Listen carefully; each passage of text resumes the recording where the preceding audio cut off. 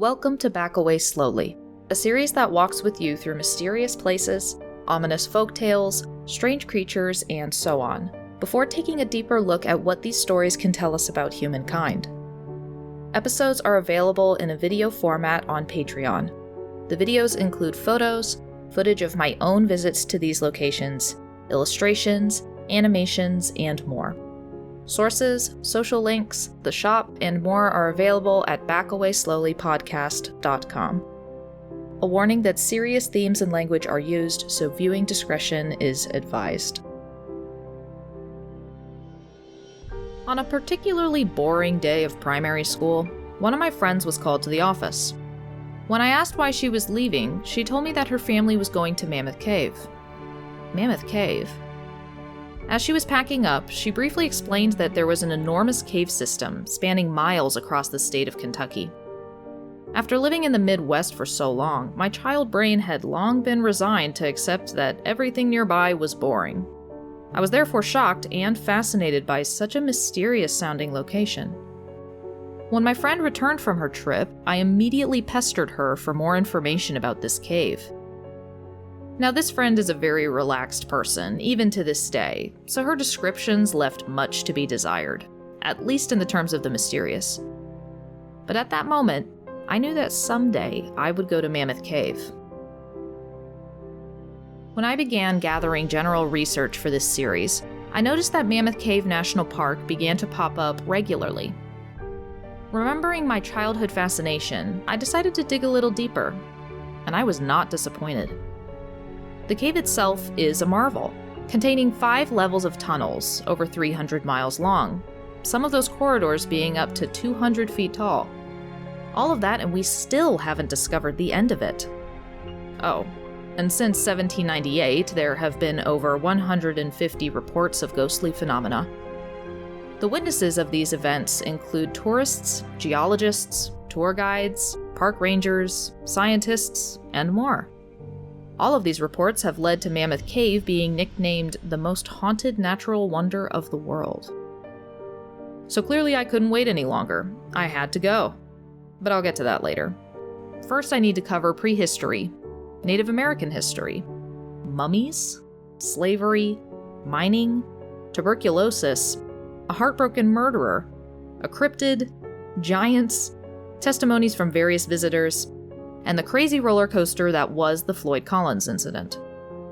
We've got quite a lot to cover, and I hope you're not claustrophobic, because we're going to descend deeper and deeper into Mammoth Cave National Park. The discovery of Mammoth Cave has a very all-American ring to it. In 1797, frontiersman John Hutchins supposedly wounded a black bear. This bear took shelter in the cave, leading to Hutchins finding the cave. Many sources regard this story as more of a popular myth than fact. Whether it is fact or fiction, you can imagine that this cave certainly had a long history before the settlers stumbled upon it. Paleontologists, ecologists, and other scientists have found many prehistoric artifacts in the cave.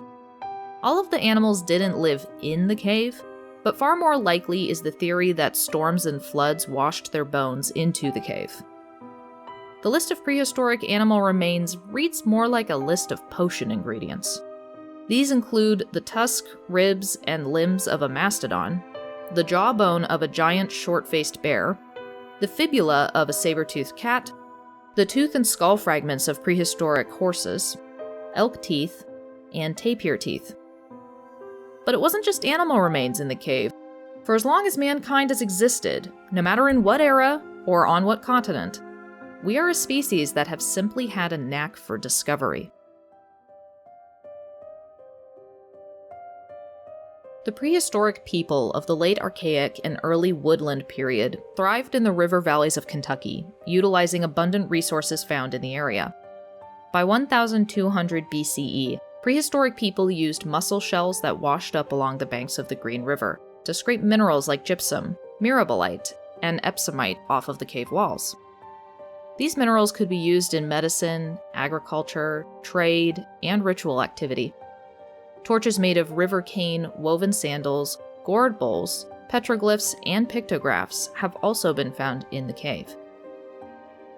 One of the most significant of the minerals mentioned for this episode is gypsum, which has a very versatile history. Gypsum was historically used by ancient Egyptians to make plaster and mortar.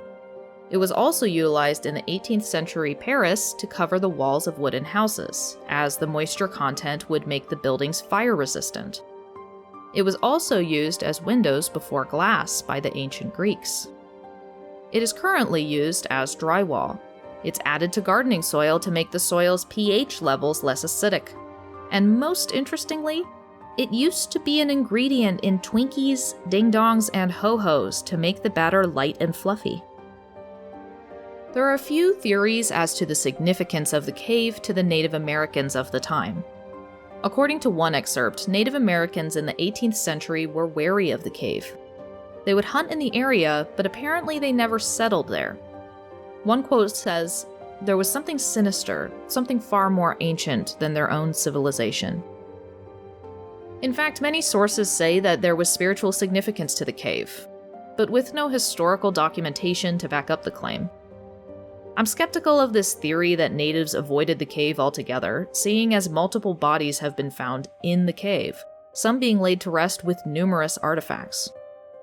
I was unable to interview any experts about Native American history in the area during that period, so keep in mind that these are theories from books and reports that I've read. There are a few other theories that have some scientific evidence attached. For example, 12 biological samples were found and the tests detected hormones which proved that all of the samples came from males. This led archaeologist George Crothers to speculate that entering the cave to mine or explore may have been a rite of passage for young males. About 2,200 years ago, Native Americans stopped going to the cave as no other artifacts were found that dated afterwards. Quote, "According to archaeologist Guy Prentice, corn was introduced into what is now the eastern United States about the time that Mammoth Cave was abandoned. Some ancient Native Americans who grew corn believed that caves were entrances to the underworld, where spirits lived. Prentice speculates that this idea may have been introduced along with the new food, discouraging people from going into the cave. This theory sounds reasonably compelling. It has scientific connections and hypotheses mixed with the idea of potential spiritual motivations or beliefs. When I toured the cave, one park ranger told our tour group that he doesn't believe that Native Americans saw the cave as having anything to do with the underworld. Why? Because he viewed the theory as being a trope that he was bored of and had seen in too many movies. I was immediately uncomfortable with this guy dismissing any potential historical evidence of a culture because it bored him. In all honesty, I have no idea which theories are closer to the truth, but I'm unsure how all conversation about spiritual significance can be dismissed when numerous mummies have been found in the cave. These bodies weren't preserved like Egyptian mummies, but they are mummies nonetheless. Though humid, within the cave itself there's little to no water. Because of this, the human remains would dry out in a natural form of preservation. In the 18th century, the cave would be the scene of a major mining operation, which we'll discuss later. Quite a few miners found these mummies. However, when I began to read about the treatment of these remains, I again found the common irreverence that plagues human history. Owner of the cave, Dr. John Croghan, remarked in his writings in 1845, "The removal of those mummies from the place in which they had been found can be viewed as little less than sacrilege. There they had been, perhaps for centuries, and there they ought to have been left." In 1811, a saltpeter business owner named Charles Wilkes heard that an infant mummy had been found in Short Cave, which was 4 miles from Mammoth Cave. Quote, "I hastened to the place, but to my mortification found that, upon it being exposed to the atmosphere, it had fallen into dust, and that its remains, except the skull, with all its clothing, had been thrown into the furnace." In 1813, miners found a small crypt that contained a Native American burial. Contributor to scientific journals Ebenezer Merriam made a thorough description of the artifacts surrounding the body. To save time, I will summarize. The subject was perfectly preserved sitting up, the arms folded with its hands over its chest. The wrists were bound, probably to keep the body in this position. The person was clothed in 2 deerskins, which were decorated with vines and leaves sketched with a white substance. The remains were undamaged except for a wound between 2 ribs near the backbone, as well as an injury near the eyes. By the deceased was a pair of moccasins, a knapsack, and a reticule, which is a small handbag.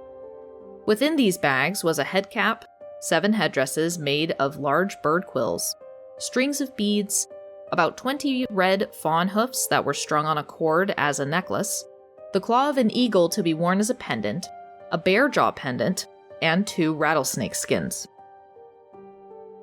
A ripple of unease ran through the mining crews when the mummy was found.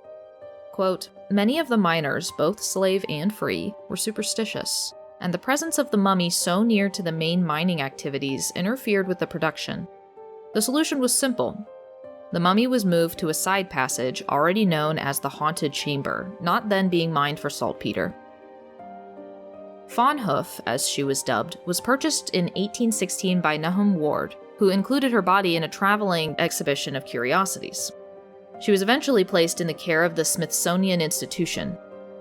The book noted that as of 1968, multiple inquiries were made to the institution about Fawnhoof. Quote, "Their records are now very meager, but show that they received the mummy in 1876, that sometime later the mummy was dissected, and that the cleaned bones are in the collection of the Division of Physical Anthropology with accession number 4789. They do not have the date when Fawnhoof lost her flesh." In 1856, a guide relayed the following story. Mr. Krogan, the owner of the cave, when exploring a new avenue a few years ago, discovered a young child lying on the ground, apparently asleep. They were cold to the touch, yet he could hardly believe that they weren't alive. He had it removed to the hotel, but imagine his astonishment when visiting the body the next morning to find nothing but dust. It had probably been entombed for years, and undoubtedly such an extreme shift in temperature and air quality had simply been too much, and the body disintegrated. There are a few pieces of evidence to tell us that native peoples were definitely mining gypsum in the cave. This includes chip marks on the walls, reed torches, and a few lost moccasins, all of which broadly reveal the routes that they took. Though this source also noted that there were more artifacts, but that many late visitors took these as souvenirs. On June 7, 1935, veteran guides Lyman Cutliff and Grover Campbell climbed up onto a rock ledge in an attempt to discover more passages. Instead, they found a mummy that had been crushed under a boulder. Lying face down, investigators determined that he had been chipping away near the base of the boulder, which had slipped. He threw his arm up to try to protect himself, but the arm was crushed and broken. While his legs were free, his arm was pinned, the boulder pressing against his head. Suffocation came soon after. He had with him a woven fiber bag and sandals. Crude, dull, limestone picking hammers were also found nearby, supporting the theory that this man had been mining gypsum. Later analysis would determine the man to have been about 45 years old, and that he had lived about 23,000 years ago. Through the course of the discovery and studies, the mummy was nicknamed Lost John. What's crazy is that this discovery, being made in 1935, meant that tourists, cave guides, and others had walked about 20 feet beneath this ledge, not suspecting or seeing anything, for over 90 years. Cutliff and Campbell were aware of the history of mistreatment of human remains in the cave, so they knew that if word got out of their discovery, that a circus would descend upon the cave. They informed only one other person, who then left to get the proper authorities, and the 2 men stayed to guard the body overnight. Now this is where the story gets odd. Both men reported that their time with the mummy seemed to bring out mysterious events. Author Frank Green managed to track down Lyman Cutliff's son, Lewis Cutliff, who recounted what happened to the 2 men that night in the cave. During their vigil, Cutliff and Campbell decided to explore a passage called Blue Spring Branch. They found a small hole in the floor that looked to contain a mysterious powder. Campbell reached in, grabbing a fistful of the stuff. As his hand was still in the hole, 3 loud, deliberate knocks rang through the cave, sounding like someone was slamming 2 rocks together. The men froze, wide-eyed. They were the only 2 in the entire cave, and they were each only armed with a sidearm. They tried to dismiss these rhythmic noises as being nothing consequential, and went back to their study of the hole and the powder. Campbell couldn't bring his fisted hand out of the hole while gripping the dust, so he was forced to release the powder. Cutliff then tried to grab the powder, and the 3 knocks rang out again. Now thoroughly spooked, the men retreated and stayed with the mummy for the remainder of the night. 3 years after this, Grover Campbell died. 3 years after that, Lyman Cutliff lost his job. Tragic events would continue at 3-year intervals. Cutliff couldn't help but notice the odd coincidences. The 3 knocks. The fact that at that location in the cave, the tour route was 3 miles in, and that route took about 3 hours to reach. Despite the best efforts of Cutliff Sr. and his son, they were never able to find that hole again. Author Frank Green asked Lewis Cutliff, quote, "Lewis, if you ever found the hole, would you put your hand down there?" Lewis looked at me and seriously said, "Frank Henry, would you put your hand down there?" We just looked at each other and I said no. No, I wouldn't. After years of Mammoth Cave displaying these Native American mummies as a tourist attraction, it should be noted that the National Park website reads, quote, "Today the park has consulted with tribal partners so that the deceased have a safe and secure resting place in locations away from cave tours."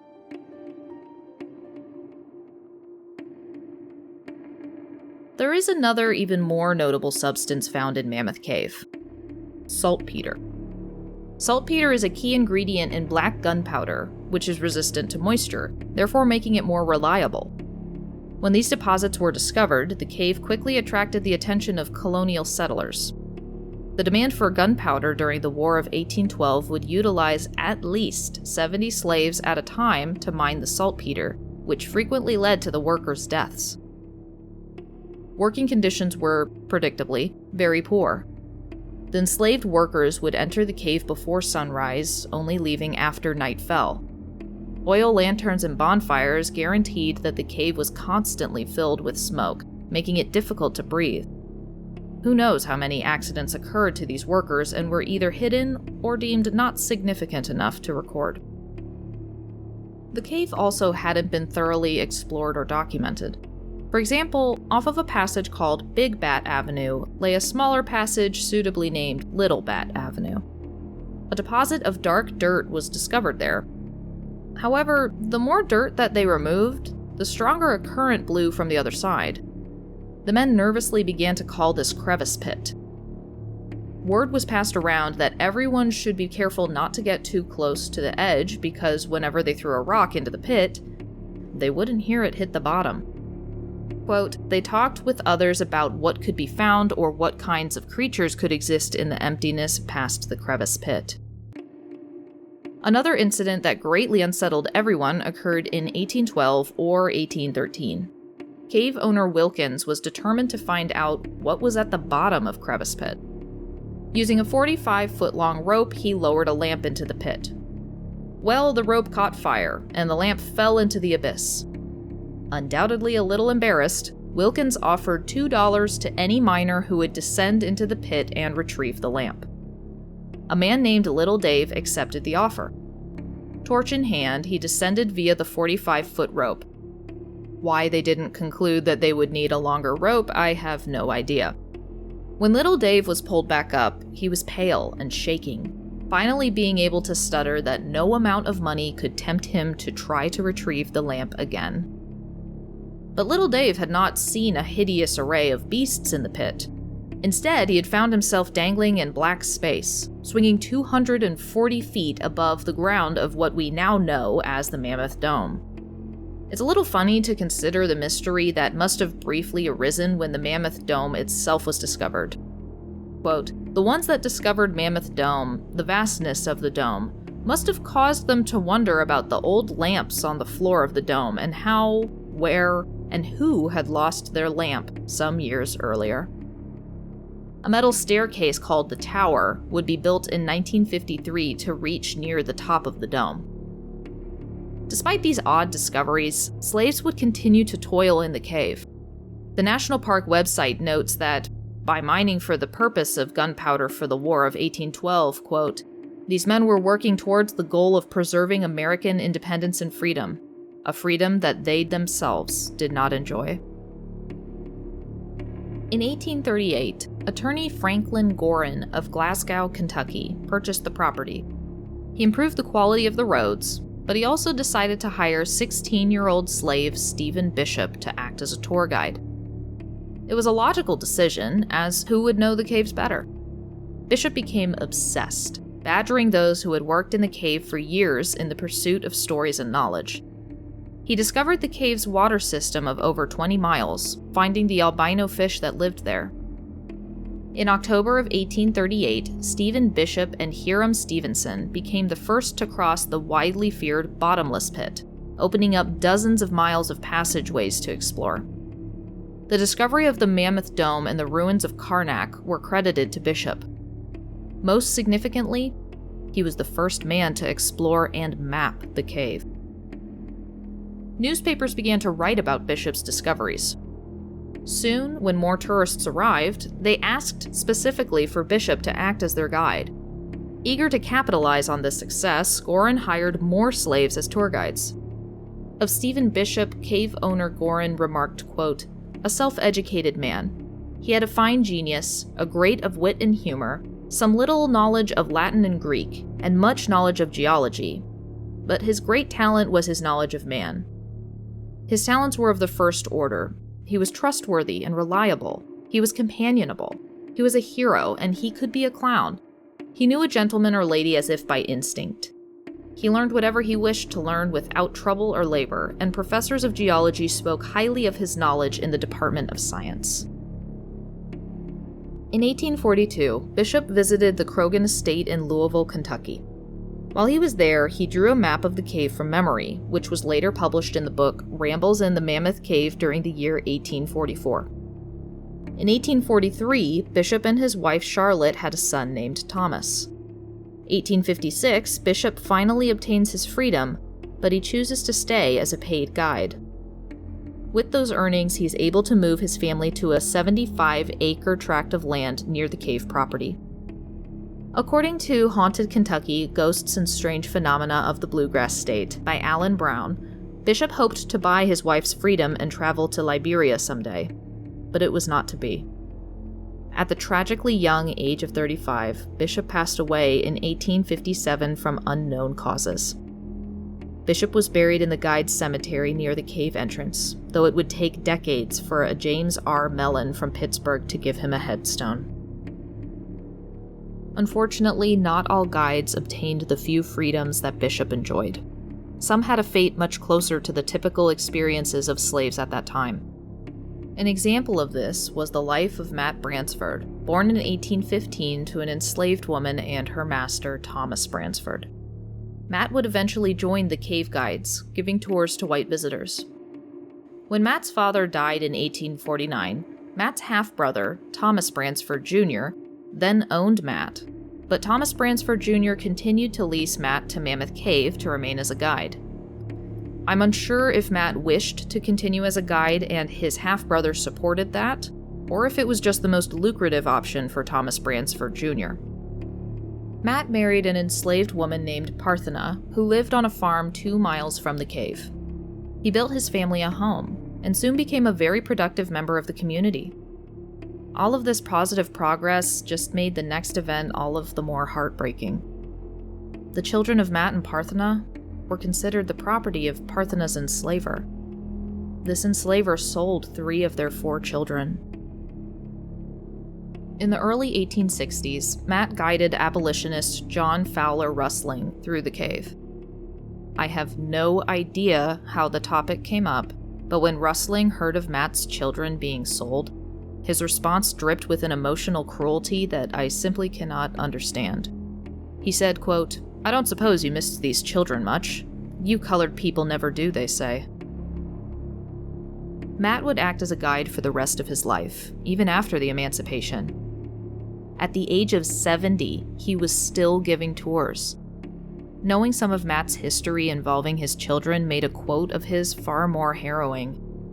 When asked about the cave, he said, quote, "It seems most like a child now, you know. We've been together so long." One interesting development of Matt's story is that, though he didn't know it, he would be the first of 5 generations to act as guides of Mammoth Cave. Mammoth Cave would prosper under Croghan's leadership, the Mammoth Cave Hotel being constructed from the labor of enslaved guides. However, it wasn't just the guides who were overlooked, as the Mammoth Cave Hotel was staffed with enslaved men and women who cleaned rooms, changed linens, and prepared meals. Despite this success, the Mammoth Cave Hotel burned down in 1916. However, the passing of the first generation of guides would not be the last time that these men were encountered.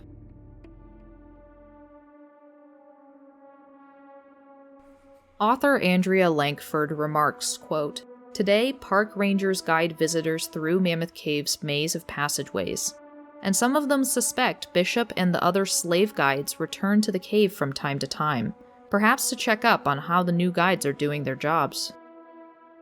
Of ghost sightings at the cave, rangers and visitors note that it's usually their historic clothing that gives them away. One of these such incidents was when a modern-day guide noticed a man in a striped shirt, denim pants, and suspenders hanging at the back of a tour group as the party descended the hill to the historic entrance. Noting the man's out-of-place appearance, she tried to find him after the tour, but he was gone. Tours often initiate a blackout, turning off all of the lights to demonstrate the overwhelming darkness of the cave. In the darkness, there are multiple reports of guides being shoved, grabbed, or touched, but that when the lights turn on, there's no one nearby. On every tour that I went on, they carried out at least one blackout. It honestly wasn't that bad, considering we knew that the darkness was temporary. However, I don't even want to think about getting lost without a light, as, even knowing the lights would turn on, the darkness started to press in within minutes, warping your sense of distance and place. I had considered that maybe those guides had been pushed by fellow guides or visitors who then moved quickly away a significant distance. But after experiencing blackouts multiple times myself and feeling how quickly disorientation set in, it would be a bold move to try that prank and not trip and bash your brains in on a rock. Also, wouldn't that guide have heard someone moving away from them? Naturally, Stephen Bishop is one of the most frequently sighted spirits. Supposedly, Bishop had stated that he would not leave the cave, even in death. Quote, "For more than a century, visitors have seen his colorfully dressed spirit in a big, broad-brimmed slouch hat walking around the rooms and passageways. He is even said to have joined tour groups as they made their way through the caves. Bishop has also been blamed for blowing out candles and torches." During a tour, Larry Russell noticed an African-American family standing at the back of the tour group. The father of this family was wearing white pants, a white vest, a dark shift, and a white floppy-rimmed Panama hat, the attire of an early enslaved guide. He was accompanied by a woman and 2 children. After the blackout ended and the lights were turned back on, the family was nowhere to be found, and Russell realized that there was not a single African American in their tour group. On some tours before the blackout, the guides turn off the electric lights and use only a lantern to simulate working conditions of miners and historic guides. The family was again sighted at the back of the tour group in the glow of the lantern, only to vanish after the electric lights were turned back on. Every time the family has been seen, it's noted that the father watches the modern guide speak with single-minded attention. Some of the visitors who have noticed this man, with or without the family, have tried to talk to him, only for him to vanish before they can reach him. This family is most frequently seen in an area called the Methodist Church, as miners once held religious masses there. A ranger who sighted the family noted that, back in the family's time, if an enslaved guide and his family attended the service, they had to stand at the back, away from the main white service. None of these accounts have stated if the man was identified as Stephen Bishop from the photographs we have of him, but a few elements of the story do seem to line up. But then again, there are other points that don't. It certainly sounds like it's a guide, but Stephen Bishop only had one son, so the family wouldn't make sense to be his. However, a single guide following the group almost feels like a spirit mirroring his job in the present day. And lastly, there is another sighting of a man dressed in a long-sleeved shirt and slouch hat standing atop Sacrifice Rock, holding a lantern. Whoever the identities of these ghosts are, it seems that the original guides won't be leaving anytime soon. There is one parable, but it seems more like a myth than actual history. According to this story, the first man to explore the cave was a man named Lewis. A rumor started to spread that the cave actually had 2 entrances. If this was true, the other entrance was almost certainly on someone else's property. As well, having another entrance would decrease the profits to be made by eliminating the single entrance's exclusivity. Lewis's owner told him that he would earn his freedom if he found the other entrance. Lewis entered what we in the present day call the historic entrance. The owner and another man stayed at the cave entrance to make sure that Lewis didn't double back. 10 hours later, Lewis came walking up to his owner, saying that he'd found another entrance. The discovered entrance was collapsed and Lewis earned his freedom. But he found that he couldn't bear to leave the cave, so he continued to work there, eventually being buried in the old guide's cemetery. Sound familiar? A new manager heard Lewis's story, and he loved it so much that he decided to dig up Lewis's bones and rebury him at the cave entrance along with a tall, white marble monument as a memorial. Lewis's grave was opened, and his widow was convinced to collect his bones and place them in a new coffin. As the manager wished, the coffin was buried at the entrance with the monument placed over it. One summer evening, a group of 6 left the cave at 9 p.m., discussing old Lewis. In no hurry to leave, they dismissed their guide so that the guide could go back to the hotel and sleep. An hour and a half later, they turned towards the hill to leave, but ahead of them they saw a man in a white shirt and dark trousers with no hat. One of the group walked ahead of the others and called out to the lone man, asking why he hadn't gone ahead back to the hotel. As this group member stepped closer to the man who he believed to be their tour guide, the guide turned to him, revealing himself as a total stranger. A little surprised, the man asked this unknown guide what he wanted, and the stranger disappeared. The rest of the group laughed at the man when he returned with this story, dismissing it entirely, as they believed their friend was either playing a prank on them or it must have been their guide who had merely slipped away from their companion. However, when the group reached the hotel, they found that their guide had been asleep for over an hour. As the story spread, another group decided to go back to the cave entrance in an attempt to replicate the event. They sat at the entrance until 11 p.m., when one of them grabbed the arm of the other, whispering, "Do you see that man?" As he pointed into the woods, they saw the same figure floating towards the group. Another of their party drew a revolver, shouting, "If you do not stop and tell us who you are instantly, I will shoot you. I give you fair warning." At the lack of response, this man shot through a ghost 5 times. When the action subsided, the group couldn't find a body or the figure at all, not at the cave nor in the nearby woods. People soon developed a theory that old Lewis didn't like his new burial site, which made the more superstitious stay away from the cave. Lewis's family asked the manager to return Lewis to his original resting place. The manager didn't want to bow to superstition, but eventually the pressure of the public as well as the family became too much and he agreed. He tore down the monument, broke it into pieces, and moved Lewis back to the cemetery. I find the lack of details in this story suspicious. All we know is that Lewis was supposedly the first explorer, a description usually given to Stephen Bishop. We have no sense of time in this story, especially for the second half. Was this before the arrival of Bishop? There are also no names given to the manager, so we can't place the date that way. I was able to find that one newspaper reported on the event in the late 1800s. However, I could not find any records of an enslaved guide named Lewis, including in a search of the National Park site for Mammoth Cave.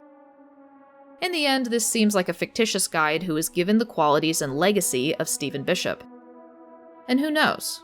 If there are still sightings of Bishop on the hill leading to the historic entrance, who's to say there weren't sightings of him in that exact same spot over 100 years ago?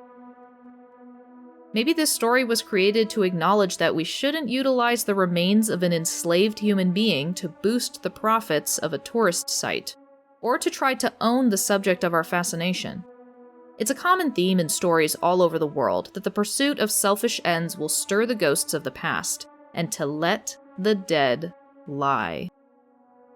But knowing what I now know of Mammoth Cave and the tourism surrounding it, that theory is probably wishful thinking on my part. The story is most likely an amalgamation of factual history about Bishop, reported sightings of his ghosts, and fictional drama to draw in more visitors.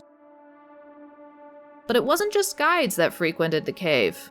There were the visitors that they were guiding, locals that lived in the area, and a hell of a lot of drama. Is all that drama true, or the results reliable? We'll have to see.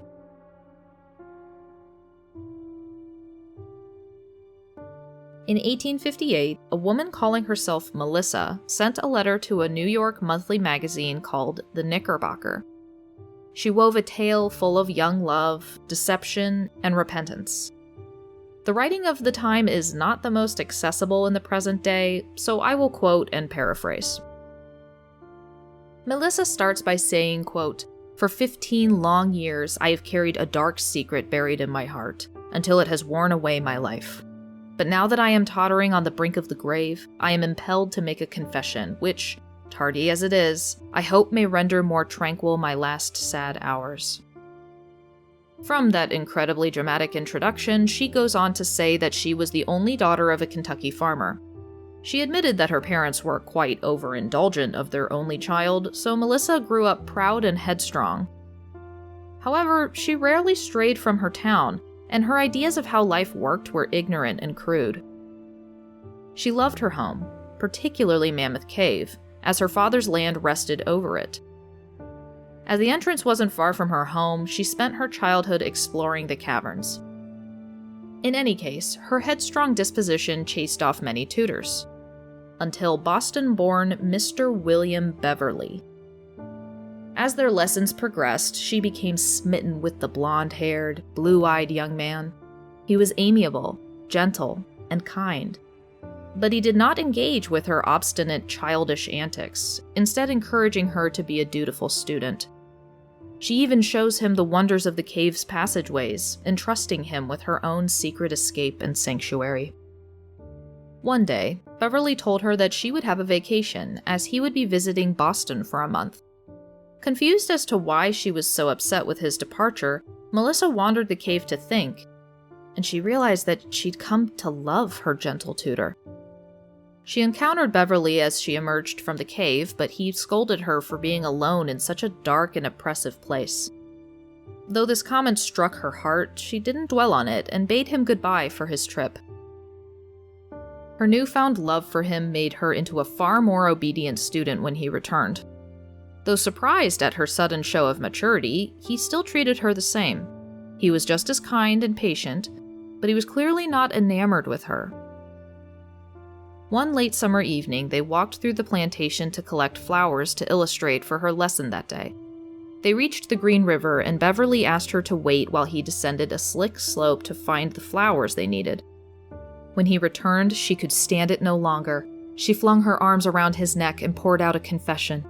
When she attempted to kiss him, he detached himself and said, "Miss Melissa, you strangely forget yourself. I do not think that I have given you any reason for this singular conduct." Unable to take no for an answer, she threw herself at his feet, weeping and begging. Instead of the gentle comfort she'd come to expect, he gripped her arms, lifted her to her feet, and brusquely released her. He said, "Have you no pride, as well as no maidenly reserve? Do you not see that I do not love you?" She fled from him, eventually sinking to the ground in a field and falling unconscious. She later learned that Mr. Beverly had returned to her home and, when he found that she hadn't returned there, he alerted her parents that they had been separated on their field trip. She was eventually collected by a few of her family's plantation slaves who had been sent out to look for her. When she was brought back home, she fell into a delirium, believing that her life was falling apart. She was struck with fever and even approached death, but managed to survive. Her parents were not aware of the cause of Melissa's distress, but after such a dangerous event and near-deadly consequences, Melissa's father and Beverly agreed that he would instead tutor a gentleman's son about 10 miles away. When Melissa became distressed at this news, her mother misunderstood her to be concerned for Beverly's employment. She informed Melissa that Beverly's year of tuition was nearly at an end anyway, so it all worked out fine.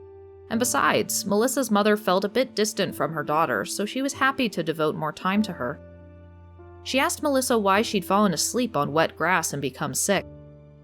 Melissa only replied that she'd fainted while looking for the flowers. Melissa slowly recovered into the early summer of the next year. It was then that she learned that Beverly had become engaged to Miss Minnie Haywood, the sister of his current pupil who, quote, "I knew to be a pretty, graceful fool, and nothing more." Melissa went back to the cave, sitting by the Echo River. Thoughts of revenge began to slip into her mind, quote, "I wondered if by any means I could render his existence as wretched as he had made mine. Then I would try to form some plan by which I might humble this haughty man, and make him beg for mercy from me as I had from him." While she sat thinking, she heard voices. Dousing her lamp, she saw about a dozen people enter the cavern, including Mr. Beverly and his fiancée. A cold fury rose within Melissa as she heard how gently he spoke to Minnie, more amorous than he'd ever been with her. The group climbed into a boat, but Beverly was stopped, as he would put them over the limit. Another young man offered to wait with Beverly, but he declined. Melissa knew that the next group wouldn't be for another hour. When the boat was out of sight and out of earshot, Melissa relit her lamp and asked, "How are you, Mr. Beverly?" He jumped a little, but responded, "Quite well, Miss Melissa. I am glad to see you are sufficiently recovered from your recent illness to be in your old haunts once more." Knowing that she could take advantage of her former tutor's discomfort with the cave, she offered to walk him down an alternative route to meet the boat. He accepted her offer, and they walked in silence. There is a parallel path to Echo River. However, there is another nearby path called Purgatory that Melissa knew was used only when the river is too high to allow boats to pass.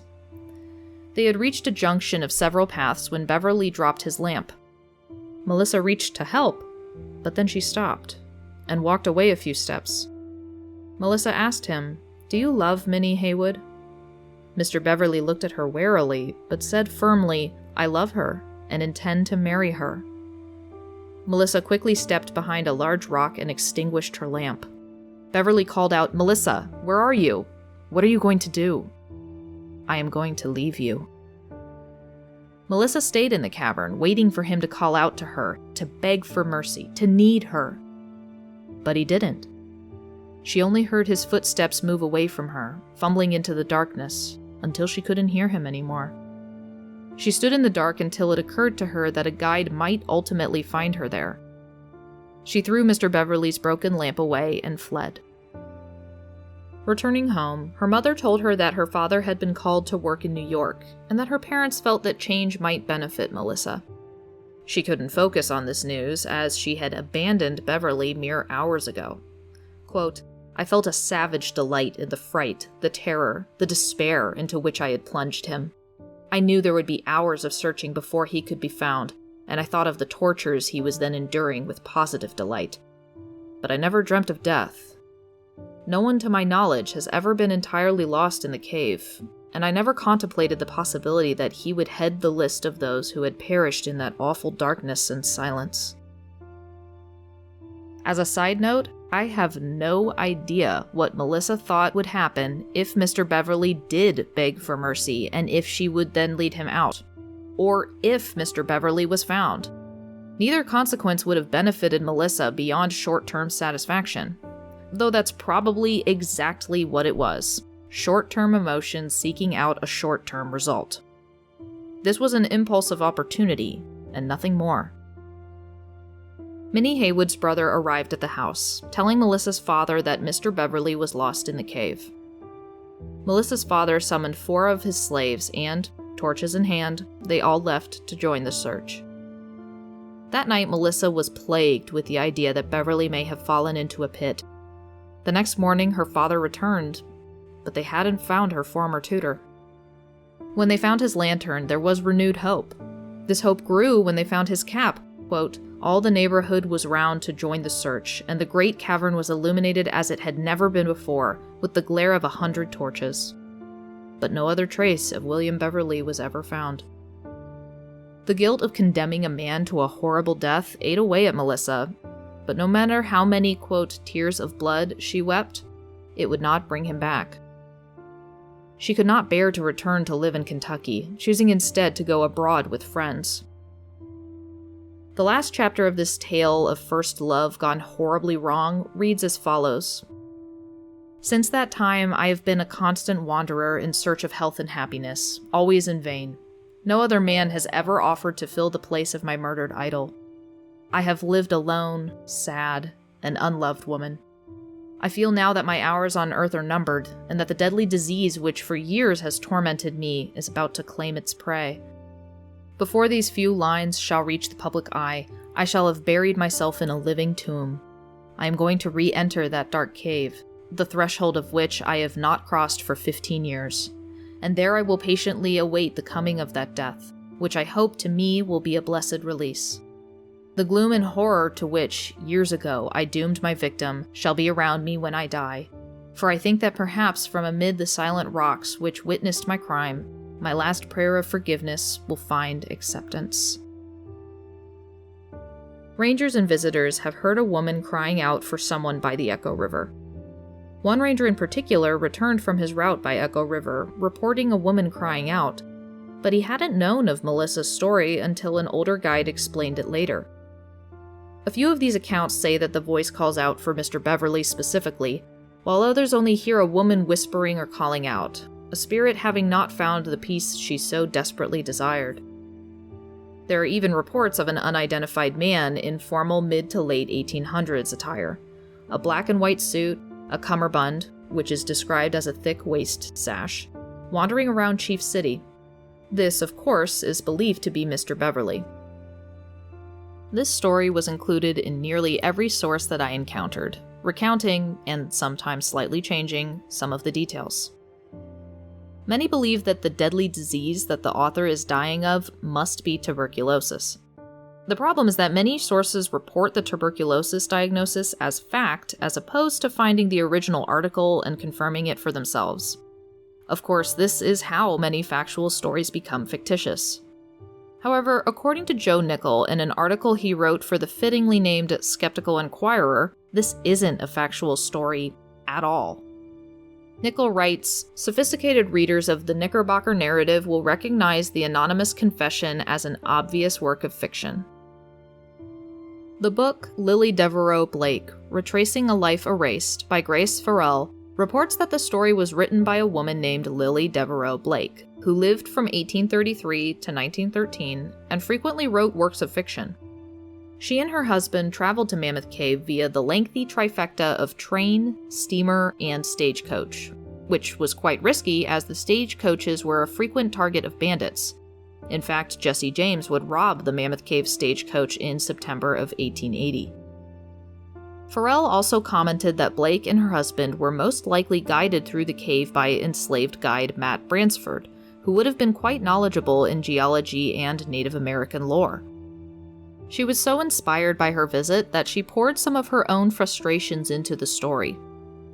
Blake herself had lamented, quote, "I was 24 years old, and yet I was told in the cant of the day that my life was over." This is by no means a strictly historical phenomena, the centuries of society dismissing a woman for the crime of aging. Blake then gives Melissa the traits that she herself had, that society so desperately tries to expel from young girls. Qualities such as being proud, headstrong, and self-willed. This character leads a man that may or may not mirror a man in Blake's own life, to danger in an attempt to push him to reveal his own cowardice. This implies that this story also serves as a cautionary tale. I don't get the impression that strong traits are simply bad, so much as a warning to the young to not let your own impulsive desires control you, lest you harm others. Nickel of the Skeptical Inquirer traces retellings that added or changed details. This led to a fascinating effect where an original fiction was warped into an urban legend, which further became viewed as fact. Nichol reports that one of these variants says that Melissa returned to the cave to search for Mr. Beverly, but this never happened in the original.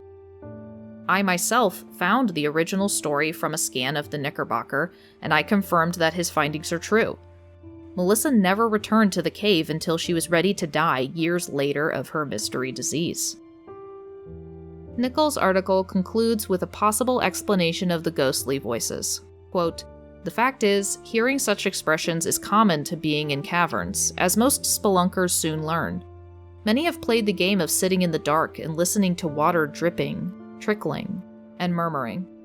In such random background noise, we may perceive the sounds of people talking, whispering, crying, or the like." So there seems to be plenty of evidence that this story never truly happened. I understand how the sounds of water in darkness may trick the human ear or brain, which is constantly looking for familiar patterns in what we see and hear, whether we're actively conscious of this or not. I don't know how to explain the sightings of the man in 1800s dress that many believe is Mr. Beverly, except to say that many tourists visited the cave at that time. Perhaps this ghost is merely a misidentified other, roaming the caves for a way out. This was a long story of fiction turned legend turned fact, but now let's talk about a real horror story. One that still has physical evidence that you can visit today. Let's go back a step. Back to the saltpeter mining operation. A bizarre reputation began to go around, that despite the hard work, the miners and enslaved men possessed some of the best health in the nation, that not one showed even a shadow of illness.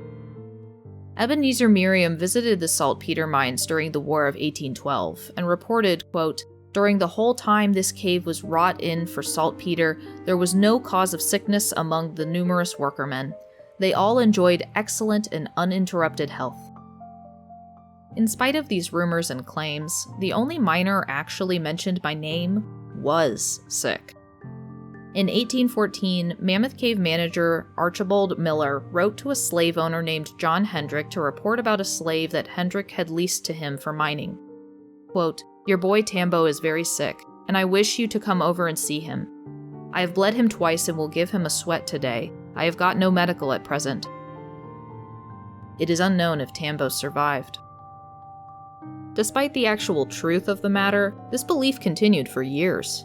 A professor in 1832 wrote, "I recommend all broken-hearted lovers and dyspeptic dandies to carry their complaints to the Mammoth Cave, where they will undoubtedly find themselves translated into very buxom and happy persons before they are even aware of it." Basically, a trip to Mammoth Cave can not only cure your depression and lift your heavy soul, but also boost your well-being to a healthy and energetic level.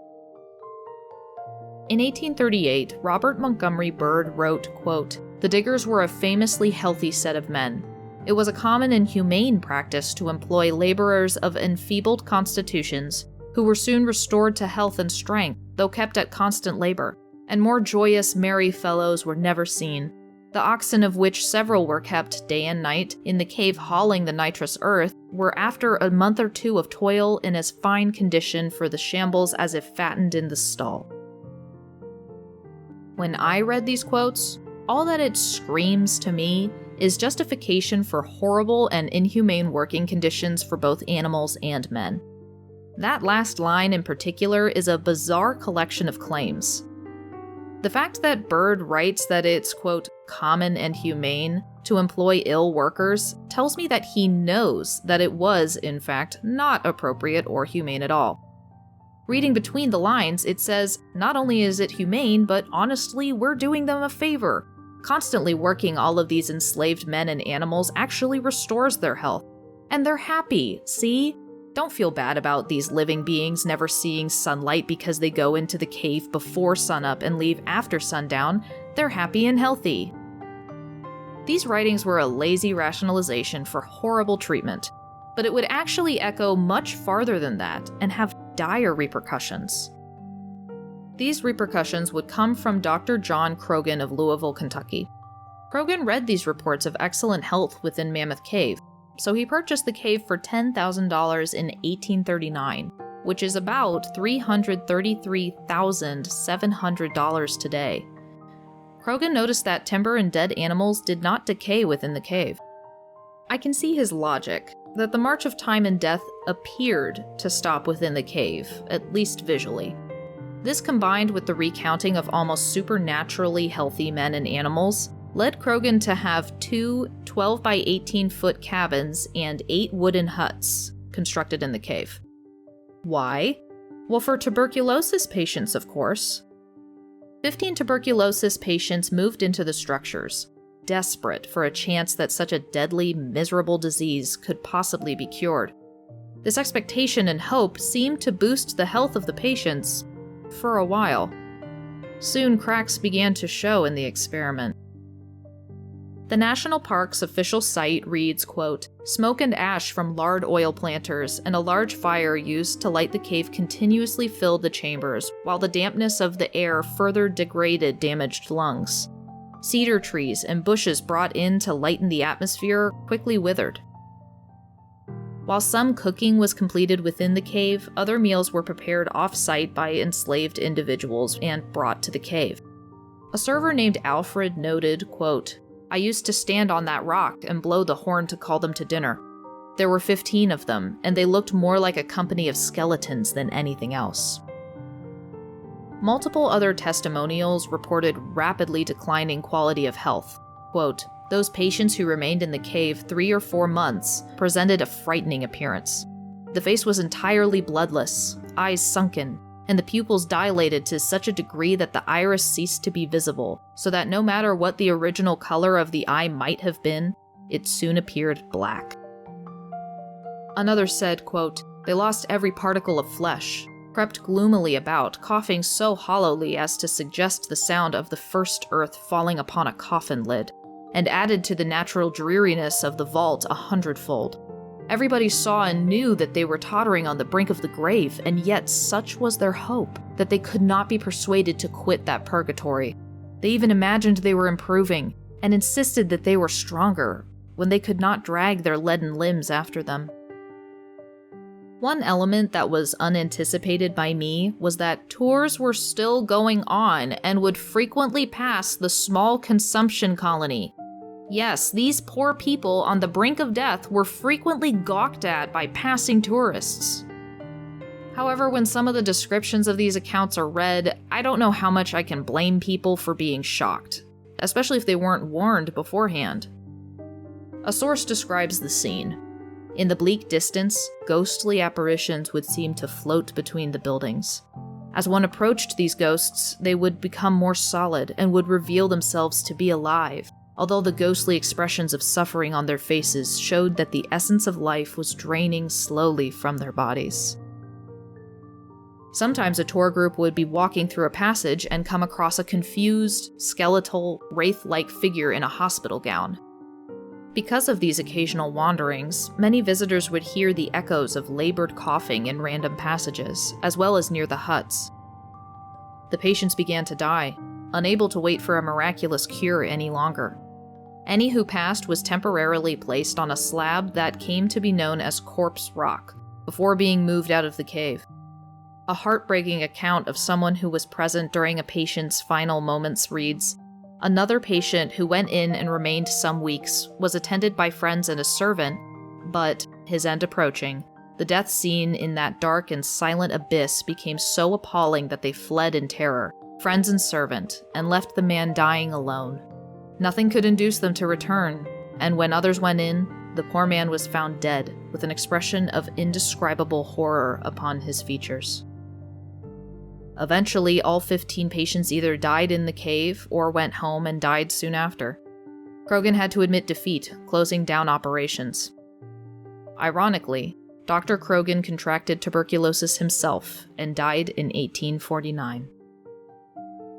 Many rangers and visitors have heard agonized coughing and shuffling footsteps, particularly around the remaining stone huts and Corpse Rock.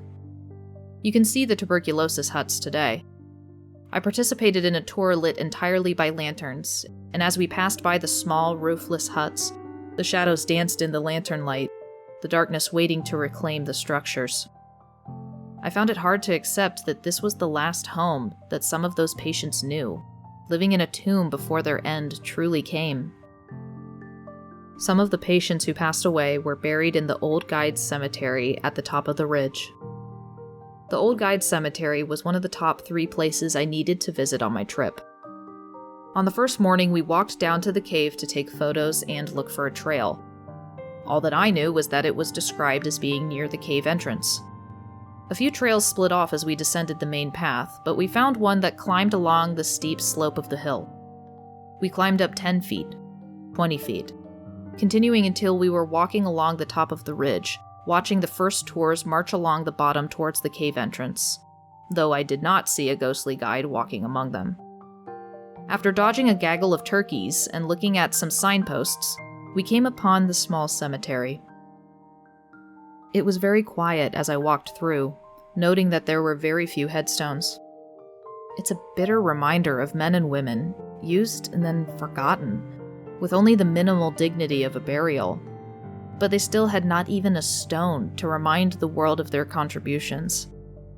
At the back right corner was one of the few locations with headstones and markers of those buried there, one notable headstone being that of Stephen Bishop. A few of the men interred in the plot were guides who loved the cave and the land it was on. Some chose to stay, even if they were given the option to leave. But then there were those, such as the tuberculosis patients, who looked to the cave to be their last hope and salvation. Instead, they only found darkness and isolation. Well, except when they were being gawked at by passing tour groups. Those that were buried here weren't given the option to go home to their families, and without a marker, it's probable that their families couldn't find them. I wouldn't doubt that some of them truly hated this place by the end. However, as I stood there in the early morning mist, filming the rays of sun filtering through the branches, I hoped that maybe they could feel the peace of the area now. The guides are close to their beloved cave, but the tuberculosis patients can sit high above it in the sun, and maybe, hopefully, that's enough. Before we move on to the largest story to take place on the Mammoth Cave land, we'll discuss a collection of random or brief encounters, incidents, and folklore about Mammoth Cave itself. After leaving the main cave, the historic tour goes through Dante's Gateway, located behind a large rock called Giant's Coffin. Behind this is a series of small, narrow steps from the wooden bowl room. These are called the Steps of Time, though that's not just a name. Quote, according to legend, when a person will not age, or in other words, time can be reversed as a person goes down the steps of time in a manner that reverses time. I found a particularly interesting piece of information in the 1845 book Rambles in the Mammoth Cave during the year 1844 by John Croghan. If you enter the main cavern today, beside the leading path are wooden vats that continue for a good portion of the passage. In Croghan's book, he writes, quote, at the place where our lamps were lighted, as to be seen the wooden pipes which conducted the water as it fell from the ceiling to the vats or saltpeter hoppers. And near this spot, too, are interred the bones of a giant, of such vast size as the skeleton, at least if such portions of it was remain. With regard to this giant, or more properly skeleton, it may be well to state that it was found by the saltpeter workers far within the cave years ago, and was buried by their employer where it now lies, to quiet their superstitious fears. Not, however, before it was bereft of its head by some antiquary. Essentially, a giant skeleton was unearthed deep in the cave and then reburied to avoid potential hauntings or bad luck, but not before someone stole its head. A later quote from the same book talks about the crews finding what seemed to be an old cemetery under the floor of one of their main workrooms. They uncovered more 8 to 9 foot skeletons, their jawbones so large that when a few miners placed the jawbones over their own face, the jawbone almost looked like a horse collar on a normal man. Robert Byrd visited the cave in the 1830s and was told of an inn near the cave where many entered, but few returned. Behind the inn was a pit of unknown depth. The innkeeper would offer to stable a visitor's horse while they went to their rooms. The innkeeper would rush back in to tell the traveler that their horse had stumbled into the cave. When the traveler would hurry outside, the innkeeper would shove them into the pit to their death, while pocketing their money and belongings. Even Bird writes of his own doubt in the story's validity, noting that everyone who told him this story were hearing it second or third hand. To me, it sounds like common scary story themes as well as borrowing the fears associated with the bottomless pit inside of Mammoth Cave. While I'm fairly certain that this story is false, it does make me wonder what is at the bottom of some of those chasms. A section of a few tours is through an area called Fat Man's Misery, which consists of winding passages that are very tight at about waist height. This was a particularly memorable part of my own tour, but it may be even more so after reading of a strange doppelganger incident. Quote, Mammoth Cave guide Sarah Flowers reported seeing the ghost of guide Kathy Prophet. This was not your typical ghost, since Kathy was alive and well. Sarah was in a cave room called Great Relief Hall, waiting for people on the historic tour to pop out of the appropriately named passage, Fat Man's Misery. When she saw her partner Kathy come out of the hole, she knew everyone had arrived, so she turned out the lights in Fat Man's Misery. A couple of minutes later, Kathy stepped out of the dark passageway, flashlight in hand. This was a surprise since several people had thought she was already there. No one else in the group was wearing what resembled a Park Service uniform. One of the most unique repeated sightings is that of the disembodied legs. On the Heritage Trail behind the hotel, multiple people, including a few park rangers, have seen a pair of legs running down the grassy hill, frequently in the mid-afternoon. One account details that one of the pairs of legs was wearing denim pants, while the other set was wearing heavy work boots. Bizarrely, an article in the Indianapolis Examiner reported not legs, but a pair of two denim-clad torsos running side by side down the grassy hill. I honestly have no idea what to make of this, but it is kind of hilarious, especially if you consider that maybe the legs are trying to catch up to the torso or vice versa.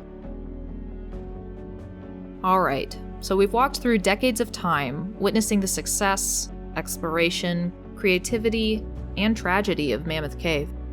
But the national park doesn't just have the main cave. Oh no, the area is riddled with caves and sinkholes. Caves that many people fought to claim for themselves. One of these people was a caver named Floyd Collins.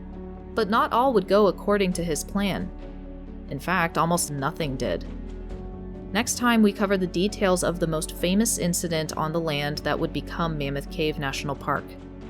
We review the story of Floyd Collins at Sand Cave.